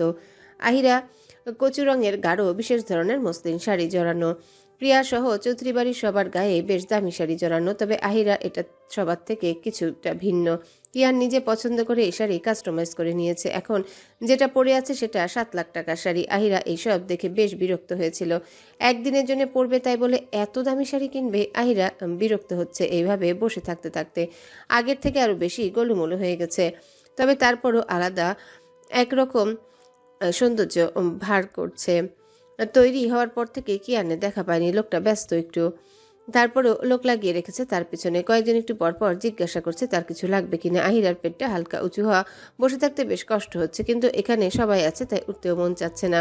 কিয়ারা অন্যদিকে বাকি বাচ্চাদের সাথে খেলায় ব্যস্ত। আজকের রাতটা পেরোলেই কালকে প্রিয়া চলে যাবে অন্য বাড়িতে। আহিরাকে চুপচাপ বসে থাকতে দেখে দিয়া জিজ্ঞাসা করে, কি হয়েছে ভাবি, কোনো সমস্যা? ভাইকে ডাকবো? মেহেদি দিবে না? আহিরা অধর ভাঁজে হাসির রেখা ফুটে বলে, আরে না, কিছুই হয়নি। তুমিও তোমার ভাইয়ার মতো শুরু করে দিও না। তোমার ভাই বারণ করেছে তাই লাগাইনি। শেষের কথাটা মন খারাপ করে বলল। সে জানে না কিয়ান কেন মেহেদি লাগাতে বারণ করেছে। এখানে মেহেদি আর্টিস্টরা কেউ আহিরার মেহেদি লাগিয়ে দিবে না, কারণটা অবশ্য কিয়ান কঠিনভাবে বলে দিয়েছে, তাই কেউ আহিরাকে মেহেদি লাগিয়ে দিচ্ছে না। প্রিয়া জানে না কিছু, তাই জিজ্ঞাসা করেছে। তবে আহিরার কথা শুনে প্রিয়া বলে, ও আচ্ছা, মনে পড়েছে, ভাইয়া তো মেহেদির গন্ধ সহ্য করতে পারে না, তাই হয়তো না করেছে। আচ্ছা, তারপরেও তুমি লাগিয়ে নাও তো, পরে কি হবে দেখা যাবে। লাভ নেই, এদের সবাইকে বারণ করে দিয়েছে তোমার গুণধর ভাই। আহিরা বিরক্ত হয়ে উঠল। পাশ থেকে দিয়া বলে ওঠে, স্যার হয়তো নিচে লাগিয়ে দিবে তোকে। বাবা গো, কি ভালোবাসা। বলেই হেসে দেয়। আহিরা কিছু বলে না। প্রিয়াও হাসাহাসি করে, কারণও আছে। কিয়ান এখন এমন হয়ে গেছে যে তার কাজ এখন বইয়ের পিছনে লেগে থাকা। হাঁচি দিলেও কিয়ানের হয়তো বুক কাঁপে, এমন একটা অবস্থা আর কি। আহিরা কিছু বলে না, তার মনটা আরো খারাপ হয়ে যায়। সবাই মজা করে হাত ভর্তি করে মেহেদি দিচ্ছে, শুধু সেই এইভাবে খালি হাতে বসে আছে। তার মধ্যে খাবারের প্লেট নিয়ে হাজির হয় এক মেয়ের। আহিরার দিকে ফলের প্লেটটা এগিয়ে দিয়ে বলে, ম্যাম, স্যার আপনাকে এইগুলো শেষ করতে বলেছে। আহিরার ভীষণ রাগ লাগলো। তাকে মেহেদি পড়তে না দিয়ে ঢং করছে তার সাথে। সে মেয়েদের দিকে তাকিয়ে বলে, তোমার স্যারকে গিয়ে তাকেই গিলতে বলো। আমি গরু না যে সারাদিন খালি খেতেই থাকবো। বলতে বলতে উঠে যেতে নিলেই হুট করে হাতে টান পড়ে। আর আহিরা রাগি রাগি চোখে পেছনে ফিরতে কিয়ানকে দেখতে পায়। তার শাড়ির সঙ্গে ম্যাচিং করা পাঞ্জাবি গায়ে জড়ানো, অতিরিক্ত ফর্সা গায়ে গাঢ় রংটা বেশ মানিয়ে তুলছে। তার উপর লোকটার চোখ ঝলসে যাওয়া সৌন্দর্য। আহিরার বিরক্ত লাগলো। আশেপাশে তাকালো, নতুন অনেক মেয়েরাও আছে এই অনুষ্ঠানে। কিয়ান আসা এখন সবার দৃষ্টি কিয়ানের উপর। কেমন ড্যাব ড্যাব করে তাকিয়েছে। আহিরার মেজাজ গেল বিগড়ে। রাগ লাগছে খুব। সে রাগে ফুঁসতে ফুঁসতে বলে, হাত ছাড়ুন। এতক্ষণ যে মেয়েদের রূপ দেখিয়ে এসেছেন তাদের কাছেই যান। বুঝি তো এখন আর আমায় ভালো লাগে না, তাই না? তাই তো আমাকে মেহেদি দিচ্ছে না। আর এত সে যে অন্য মেয়েদের দেখাচ্ছেন। কিয়ান আহিরার এমন আজগুবি কথা শুনে তার ভ্রু যুগল কুচকিয়ে আসে। সে রাগে ফুঁসতে থাকা আহিরার নাক টিপে দিয়ে বলে, আচ্ছা এসো, মেহেদি দিবে। কিয়ানের কথা শুনে আহিরার রাগ কিছুটা কমে যায়, তবে সেটা বুঝতে দেয় না। কিয়ান আবারও আহিরাকে আগের জায়গায় বসিয়ে দিয়ে নিজেও আহিরার সামনে বসে পড়ে। আহিরা হাসি মুখে মেহেদি আর্টিস্টের দিকে হাত বাড়ালে কিয়ান হাতটা নিজের দিকে টেনে নেয়। আহিরা বুঝলো না কিয়ানের মনে কি চলছে। কিয়ান কোনো দিকে না থেকে অতি গম্ভীর কণ্ঠস্বরে বলে, মেহেদি দাও। আহিরা বিরক্ত হয়ে বলে, মেহেদি আপনাকে দিবে কেন? আপনি কি এখন মেহেদি আর্টিস্ট হয়ে গেছেন? তোর ভালো লাগছে না কিন্তু আমার। কিয়ান আবার মেহেদি হাতে লাগাতে লাগাতে বলে, বউয়ের জন্য লাগলে দর্জি হব, সমস্যা কোথায়? চুপ করে লক্ষ্মী হয়ে থাকো। কিয়ানকে মেহেদি দিতে দেখে প্রিয়া সহ সেখানে সবাই অবাক হয়ে যায়। প্রিয়া তো জিজ্ঞাসা করে বসে, ভাইয়া, তুমি মেহেদি দিবে? কিভাবে? তুমি না মেহেদির গন্ধ সহ্য করতে পারো না? প্রিয়ার দিকে না তাকিয়ে বলে, দিব, সহ্য করতে পারি না, এখন সহ্য করে নেব। আহিরা কিয়ানের দিকে তাকিয়ে বলে, সহ্য যখন করতে পারেন না তাহলে আপনার দেওয়ার দরকার কি? ওরা আছে তো, ওরাই দিয়ে দিক। কিয়ান আহিরার দিকে তাকিয়ে বলে, তুমি তো লিখেছ তোমার জামাই তোমাকে নিজের হাতে মেহেদি পরিয়ে নেওয়ার অনেক ইচ্ছে, আর আমি আমার বউয়ের কোনো ইচ্ছা অপূর্ণ রাখি না। কিয়ানের কথা শুনে আহিরা বুঝলো না কিয়ান কি করে জানলো এসব। তার মাঝে মধ্যে ডায়েরি লেখার অভ্যাস ছিল, অনেক কথাই সে লিখে রেখেছিল, তবে সেই ডায়েরি তো তার বাড়িতে। তাহলে কিয়ান কি করে পেল? আহিরা কিয়ানের দিকে তাকিয়ে জিজ্ঞাসা করে, আপনার কাছে আমার ডায়েরি আছে? কিয়ান কোনো উত্তর দেয় না। সম্পূর্ণ মনোযোগ মেহেদি লাগানোতে। তার মেহেদির গন্ধে নাসারন্ধে প্রবেশ করার কারণে কিয়ানের মুখশ্রীতে হালকা বিরক্তি ভাব ফুটে আছে, তবে কোনো রকমে আস্তে আস্তে দিচ্ছে। আশেপাশে থাকা মানুষরা সেটা দেখছে। কিয়ানের হাত হালকা কাঁপছে, প্রথমবার এমন কিছু করছে সে। আর এই মেহেদি দেওয়া এতক্ষণ ধরে সে ফোনের মাধ্যমে শিখছিল। আহিরা কিয়ানের দিকে এক নজরে তাকিয়ে আছে, সে হাসবে নাকি কাঁদবে। আহিরা চলে যাওয়ার পর কিয়ান আহিরার চাচাদের বাড়িতে গিয়েছিল। সেখানে আহিরার থাকা অবশিষ্ট প্রতিটা জিনিস এখনও নিজের কাছে অতি যত্ন সহকারে আগলে রাখা আছে। তার মধ্যে আহিরার ডায়েরিটাও আছে। সে সম্পূর্ণ ডায়েরিটা পড়েছে।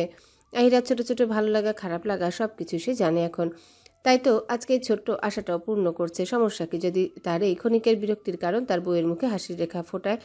অনেকটা সময় পেরিয়ে গেছে। আহিরার একটা না এতক্ষণ বসে থাকতে বেশ কষ্ট হচ্ছে, তারপরেও বসে আছে। আহিরা এক হাতে কিয়ান মেহেদি দিয়েছে, সুন্দর না হলেও খারাপ হয়নি দেওয়া। মোটামুটি ভালোই দিয়েছে কিয়ান। আহিরা মনে আলাদা এক প্রশান্তি বয়ে যাচ্ছে। দেখতে কেমন হয়েছে সেটা তার কাছে কিছু নয়, তার কাছে বড় কথা হলো কিয়ান তাকে ভালোবেসে সব কিছু করছে। লোকটা আগের থেকে আরও অনেক পাল্টে গেছে। যেসব জিনিস কিয়ান পছন্দ করে না সেসব জিনিস তার ভালো লাগার জন্য নাক না কুচকিয়ে করে মানুষটা। আজকাল উফ বলার আগে কেমন করে সবকিছু বুঝে নেয়। অতীতের বিষাক্ত স্মৃতিগুলো এইসব নতুন স্মৃতির কাছে কেমন ফিকে হয়ে গেছে। তবে কিছু জিনিসের দাগ আজীবন মোছা সম্ভব নয়, তবে সেটা ভুলে সামনে এগিয়ে চলা সম্ভব। আর তারা সেটাই করছে। নাদিমের 10 বছরের জেল হয়েছে। নাদিমের বাবার টাকাও নাদিমকে মুক্ত করতে পারেনি। জেলে যাওয়ার আগে নাদিম আধমরা করেই পাঠিয়েছে কিয়ান। আর রিয়া সময়ের সাথে রিয়ার মানসিক অবস্থা আরও খারাপ হয়েছে, যেটার কোনো চিকিৎসা নেই। হয়তো চিকিৎসা করলেও কিছু ক্ষত থাকে যেগুলোকে ঠিক করা যায় না। শরীরের ক্ষত ঠিক করা গেলেও মনের লাগা ক্ষতগুলো ঠিক হয় না। মন আর মস্তিষ্কই মানুষকে বেঁচে থাকার শক্তি যোগায়, আর সেটা যদি মানুষের সঙ্গ না দেয় তাহলে আধারে ডুবে যেতে হয়। কেউ নিজে ইচ্ছে ফিরে আসতে চায় সেই আধার থেকে, তবে সকলেই সেটা চায় না। কেউ কেউ সেই আধারকেই নিজের জগৎ বানিয়ে নেয় বেঁচে থাকার জন্যে। হয়তো বাস্তবে কিছু জিনিস আমাদের না হলেও কল্পনায় সেটা সম্পূর্ণ আমাদের হয়, একান্তই আমাদের হয়, যেখানে অন্য কারো দখলদারি থাকে না আর না থাকে কোনো বাধা। রিয়া হয়তো সেই জগতেই বেছে নিয়েছে, তাই তার ফেরার রাস্তা বন্ধ হয়ে গেছে। তারপরেও তার পরিবার আশা ছাড়েনি। তারা মেয়েকে ঠিক করার জন্য রিয়াকে নিয়ে ভিন দেশে পাড়ি দিয়েছে। যদি আল্লাহ চান তাহলে রিয়া আবারও আগের মতো হয়ে যাবে। রাত নেমেছে ভারী, স্তরীভূত এক অদৃশ্য অভ্যুত্থানের মতো। আধার এখানে কোনো অনুপস্থিত আলো নয়, এ এক জীবন সত্তা যে ধীরে ধীরে গ্রাস করে নিচ্ছে দিগন্ত, গিলে খেয়েছে দৃষ্টিসীমা, আর মানুষের অন্তর্লোকের গভীরতম কোণে শিকড় গেড়ে বসেছে। আকাশের বুক চিরে নেমে আসা কালিমা মেঘেরা পরস্পরের সঙ্গে সংঘর্ষে লিপ্ত। তাদের অন্তর্বর্তী গর্জনে রাত আরও ঘনীভূত, আরও দুঃসহ হয়ে উঠছে।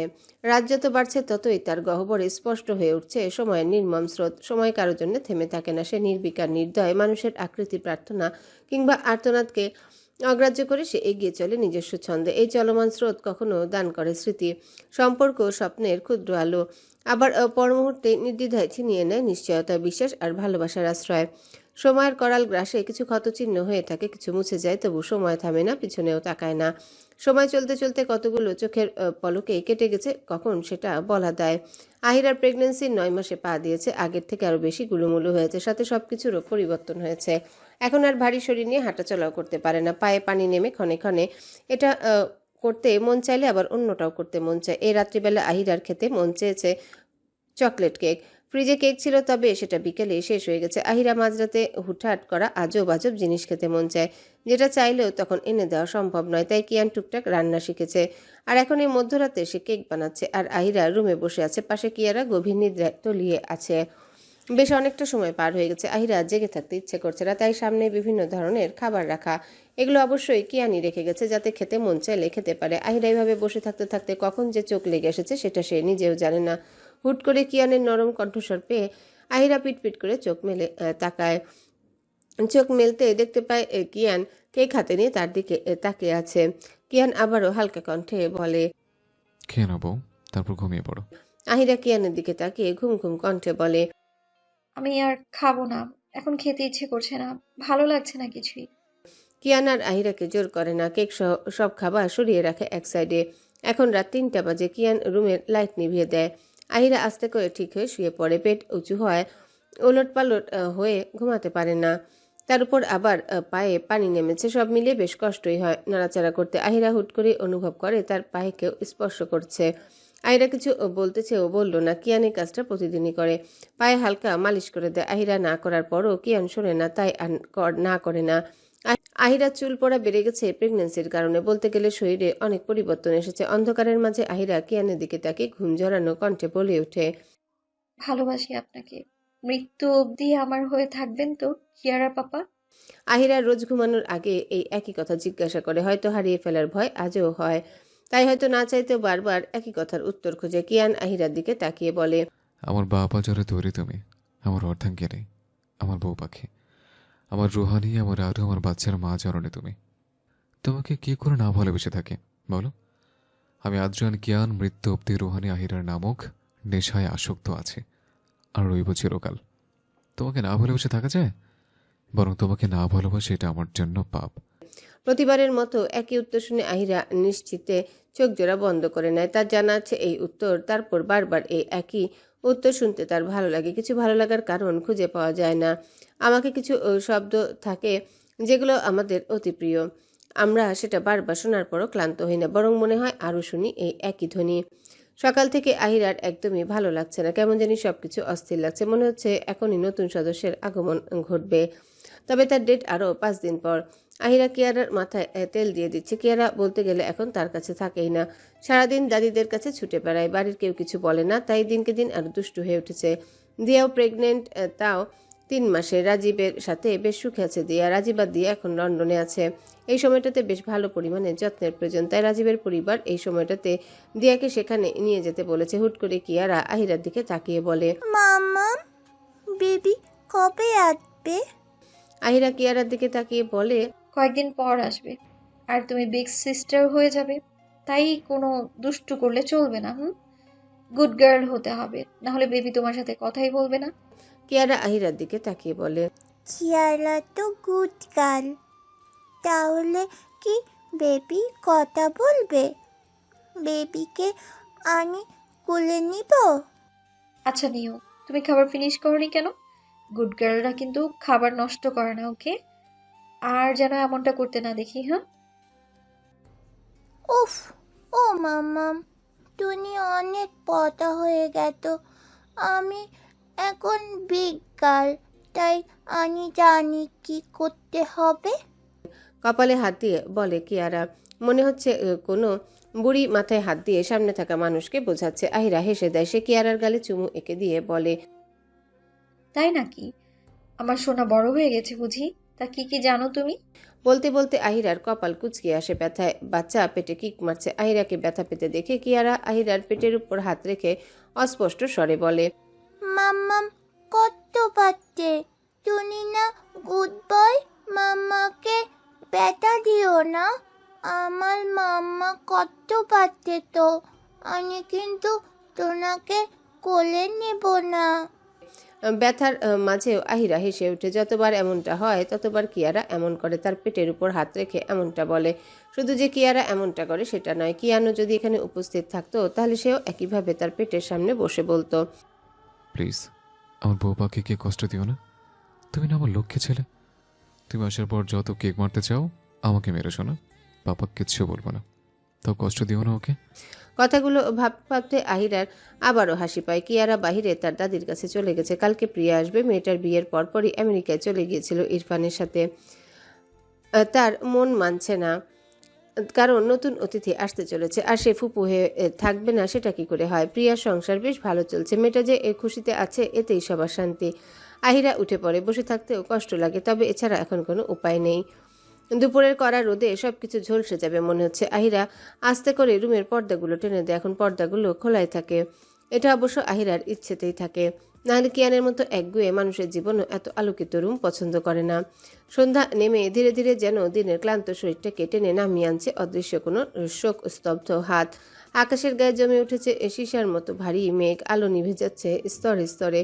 চারিপাশে নেমে এসেছে এক অস্বস্তিকর স্তব্ধতা, যেন প্রকৃতি নিজেই শ্বাস আটকে আছে কোনো অনিবার্য ঘটনার অপেক্ষায়। আহিরার আর্তনাদে সারা বাড়ি কেঁপে উঠছে। গর্ভের গভীর থেকে উঠে আসা যন্ত্রণা ঢেউয়ের পর ঢেউ হয়ে আছড়ে পড়েছিল তার স্নায়ুতে। প্রতিটা ব্যথা যেন আগেরটার চেয়েও বেশি হিংস্র, বেশি দাবিদার। আহিরা কাতরাচ্ছে, শ্বাস নিতে ভুলে যাচ্ছে বারবার, শুধু অসহায়ের মতো আর্তনাদ করছে। বাহিরে গাড়ি তাড়াতাড়ি বের করতে বলে দিয়েছে। হুট করে এমনটা হওয়ায় সকলে ভয় পেয়ে গেছে, বিশেষ করে কিয়ান। ছেলেটা পাগল হয়ে গেছে আহিরাকে এমন অবস্থায় দেখে। পাগলের মতো দিশেহারা হয়ে আহিরার ভারী শরীরটা উঠিয়ে বাইরে গাড়িতে নিয়ে রাখে। গাড়িতে বসা মাত্রই গাড়ি চলতে শুরু করেছে। কিয়ানের স্থিরতা ভেঙে চুরমার হয়ে গেছে। বুকের ভেতরটা যেন কেউ ক্রমাগত মুঠো করে চেপে ধরছে। আহিরার যন্ত্রণা সে সহ্য করতে পারছে না। প্রতিটা চিৎকার তার নিজের শরীরের ভেতরে প্রতিধ্বনি হচ্ছিল মনে হচ্ছে তার। আহিরার শরীর কাঁপছে অসম্ভব রকমের। আহিরা আঙ্গুল শক্ত করে আঁকড়ে ধরেছিল কিয়ানের হাত, যেন সেটাই শেষ ভরসা। কিয়ান আহিরাকে শান্ত করার জন্য মাথায় হাত বলিয়ে দিচ্ছে, তবে এতে কোনো লাভ হচ্ছে না, বরং আহিরাকে এইভাবে কাতরাতে দেখে কিয়ানের জান বের হয়ে যাচ্ছে। সে আহিরার দিকে রক্তলাল চোখে তাকিয়ে কোনো রকমে বলে, কিছু হবে না জান, এই তো আমি আছি, তুই ভয় পাস না। আর একটু সহ্য করে নে জান, প্রমিস কখনো তোকে যন্ত্রণা দিব না। আমার তোকে ছাড়া কিছু দরকার নেই, তুই শান্ত হ জান। আহিরার চেতন হয়েছে কিছু সময় আগে। অতঃপর একটু নড়ে চড়ে পিটপিট করে মনোহারিতা আঁখিজোড়া মেলে ভ্রুকুটি করে পুরো চত্বর বোলালো। কড়া মেডিসিনের রেশ এখনও শোভামান। তার উপর আবার নতুন একটা প্রাণকে জন্ম দিয়েছে। সব মিলিয়ে এখনো একটা ঘোরের মধ্যে আছে আহিরা। সবকিছু কেমন জানি ঝাপসা ঝাপসা, তার মাঝে মনের স্থিরতা নেই একটুখানিও। সাথে মাথাটাও বেশ ভার ভার লাগছে, যার দরুন আহিরা কিয়ৎক্ষণ ওভাবে শুয়ে রইল। ইচ্ছে করছে চোখ জোড়া মেলে রাখতে, কিছু সময় সেই অবস্থায় শুয়ে থাকলো। কিছুক্ষণ পরে আহিরা পুরোপুরি চোখ মেলে তাকায়। শয্যায় থাকা অবস্থায় চতুর্দিক এলোমেলো দৃষ্টি ফেলে জানতে চাইলেও সে এখন কোথায়, কিন্তু সে যে নিষ্ফল, কারণ দৃষ্টি যে এখনো আবছা। ফলস্বরূপ চারিদিকের পরিবেশ বুঝে উঠতে কিয়ৎক্ষণ সময় লেগে গেল তার। আহিরা আবারও পুরো চাতাল নজর ঘুরিয়ে নিজেকে আবিষ্কার করে এক হসপিটালের রুমে। মস্তিষ্কের কার্যক্রিয়া সম্পূর্ণরূপে সচল হতে তরাক চোখ মেলে আহিরা। সঙ্গে সঙ্গে স্মৃতির পাতায় উড়ন্ত ফানুসের মতো ভেসে উঠে গতকালকে সমস্ত দৃশ্যপট। আহিরা এবার উঠার চেষ্টা করলো, তবে সফল হলো না। কিছু সময় পর কেবিনে কেউ প্রবেশ করে। আহিরা তাকিয়ে দেখে কিয়ান তার দিকে এগিয়ে আসছে। আহিরাকে চোখ মেলে তাকাতে দেখে কিয়ান ছুটে আহিরার কাছে চলে যায়। আহিরা মাথাটা আস্তে করে নিজের বক্ষপৃষ্ঠে আঁকড়ে ধরে। কিয়ানের হৃদযন্ত্রের ওঠানামা করছে অনেক দ্রুত গতিতে। আহিরা বুঝতে পারছে কিয়ানের অস্থিরতা, না চাইতেও অধর কোণে হাসি ফুটে ওঠে। এত ভয় পাচ্ছেন কেন? আমি তো এখানেই। তো এখানে থেকেও আমার জান ছিল না। তোর আর মা হতে হবে না, আর না আমাকে বাবা। আমি তোকে এমন যন্ত্রণায় দেখতে পারবো না। কেয়ারারও সময়ও তুই এমনভাবে কষ্ট পেয়েছিলি। আফসোস আমার মতো অভাগা আর কোনো পিতা না হোক, যেখানে এমন সময় তার স্ত্রী পাশে থাকতে না পারে। তীব্র কম্পনের সাথে কথাগুলো বলে শেষ করে কিয়ান। তার কণ্ঠনালী এখনো কাঁপছে। মনে হচ্ছে তার ভিতরকার চলতে থাকা ঝড়টা ধীরে ধীরে কমে আসছে। বাবু কোথায়? ওকে আমার কাছে আনুন না। আহিরার কথার মাঝে রাহেলা চৌধুরী সহ কিয়ারা একটা সাদা কাপড়ে মোড়ানো বাবুকে নিয়ে আসে। কিয়ান আস্তে করে আহিরাকে ঠিকভাবে বসিয়ে দেয়। রাহেলা চৌধুরী আস্তে করে ছোট্ট নবজাতক বাচ্চাটাকে কোলে দেয়। আহিরার নেত্রকোণে অশ্রু এসে হানা দিয়েছে। কিছু সময় যেতে সেটা বর্ষণ হয়ে ঝরতে থাকে। ফুটফুটে বাচ্চাটাকে আহিরা আস্তে করে চুমু দেয়। আহিরার ধরতেও ভয় লাগছে, কেমন লাল হয়ে আছে। বাচ্চা জন্মের পর এমনই হয়। কিয়ারা বাবুর দিকে তাকিয়ে বলে, মাম্মাম বেবি অনেক নরম, আমি ধরতেই পারছি না। আহিরা হেসে দেয়। রাহেলা চৌধুরী কিয়ানের দিকে তাকিয়ে বলে, এবার তো তোর ছেলেকে কুলে নে। তোর বউ চোখ তো খুলেছে, এত ভয় পেলে বাবা হবি কি? কিয়ান কম্পিত হাত জোড়া বাড়ায় ছোট্ট বাচ্চাটার দিকে। তার আরেকটা অংশ সে ভয়ে এখন পর্যন্ত কোলে নেয়নি, যে বাচ্চাটা ব্যথা পাবে। তার হাত তো শক্ত, তাই সে নিলে যদি ব্যথা পায় সেই ভয়ে শুধু দূর থেকে দেখেছে। এমন অনুভূতি সে আজকে পাচ্ছে। কিয়ারার সময়টাতে সে ছিল না, তাই জানেও না কেমন লাগে। তবে এখনকার অনুভূতিটা ভিন্ন, একদমই ভিন্ন। কিয়ান আস্তে করে নিজের কোলে তুলার মতো বাচ্চাটাকে তুলে নেয়। না চাইতেও চোখ জোড়া ছলছল করছে। কিয়ান আস্তে করে বেবিটার কপালে চুমু এঁকে দেয়। কিয়ানকে চুমু দিতে দেখে কিয়ারা বলে ওঠে, বাবা তুমি এটা কি করলে? তুমি আমাকে ধোকা দিত? ওকে কেন চুমু দিলে? কিয়ান হালকা হেসে বলে, কারণ সে এখন তোমার মতো আমার প্রিন্স, আর তুমি প্রিন্সেস। বাবা কি করে তার প্রিন্সেসকে ধোকা দিতে পারে বলো? কিয়ারা আর কিয়ানের খুনসুটি দেখে আহিরা আর রাহেলা চৌধুরী নিঃশব্দে হাসে। আজকে তাদের পরিবারটা আবারও পূর্ণ হলো। তাদের পরিবার যাতে এইভাবে সুখময় হয়ে থাকে। সময় নদীর স্রোতের মতো বয়ে চলেছে। দেখতে দেখতে জীবন থেকে কেটে যায় 5-5টা বছর। অথচ পিছন ফিরে তাকালে মনে হয় এই তো কিছুক্ষণ আগেও এই সময় ছিল। কিয়ারার বয়স এখন 9 আর রিয়ানের 5। কিয়ানের নামের সাথে মিল রেখে এই নাম রাখা। অবশ্য দুটো বাচ্চাই তার বাবার কার্বন কপি। দেখলে যে কেউই বলে দিতে পারবে এটা কিয়ানের সন্তান। কিয়ারা এখন আগের মতো চঞ্চল নেই, বুঝদার হয়ে গেছে। দিয়া একটা 4 বছরের মেয়ে হয়েছে। জীবনটা আগের থেকেও দ্বিগুণ সুখময় হয়ে উঠেছে। আহিরাকে আর অতীতে ফিরে তাকাতে হয় না। জীবনের সুখ নামক পাখি তার কাছে চিরকালের জন্য ধরা দিয়েছে, চাইলেও ফাঁকি দিয়ে চলে যায় না। বরং সুখ নামক পাখি তার জীবনটাকে প্রতিনিয়তই সুখী করে তুলছে। কথায় আছে দুঃখের পরেই সুখ মেলে। তাই হয়তো আহিরা জীবনটাতে সুখ এসেছে, বরাবরের মতো ফাঁকি দিয়ে চলে যাচ্ছে না। আহিরা, তোমাকে বলেছি না রান্নাঘরে না আসতে? তাহলে এখানে কি করছো? আহিরা ব্যস্ত হাতে তরকারি নাড়তে নাড়তে বলে, আপনি কি পাগল? এতগুলো মানুষ এসেছে আর আমি বাড়ির বউ হয়ে বসে থাকবো? কাজ করার জন্য সার্জেন্ট আছে, চলো রুমে। উফ, আপনি জানতো এখান থেকে। এখন রুমে যেয়ে কি করব?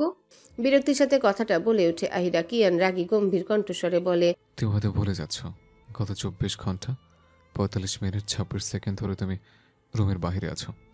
আহিরা কিয়ানের দিকে তাকালো, তারপরেও আশেপাশে দেখে নিল কেউ আছে কিনা। তারপর পা উঁচু করে কিয়ানের গলা আঁকড়ে ধরলো। কিয়ানের নাকের ডগায় হালকা একটু কামড় দিয়ে বলে, আর একটু কিয়ারা পাপা। তুমি আমাকে কেন বোঝো না বউ? এত বছর সংসার করার পরও আমাকে বুঝলে না? তুমি জানো তোমাকে ছাড়া আমার চলে না। প্লিজ রাগ করবেন না কিয়ারা পাপা, আপনাকে আমি বুঝি তো।